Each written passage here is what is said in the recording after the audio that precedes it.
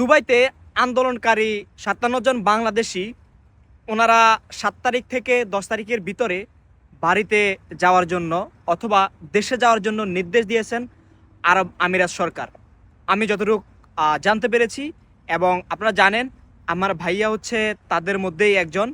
And আমি jail সহ ওইখানকার পুলিশ, সিআইডি অনেকের সাথে কথা বলে যতটুকু জানতে পেরেছি যে ৭ থেকে ১০ তারিখের ভিতরে তাদেরকে দেশে পাঠিয়ে দেওয়া হবে। কিন্তু আমি ইদানিং শুনতেছি যে আসলে তাদেরকে নাকি এই দেশে ছেড়ে দিবে।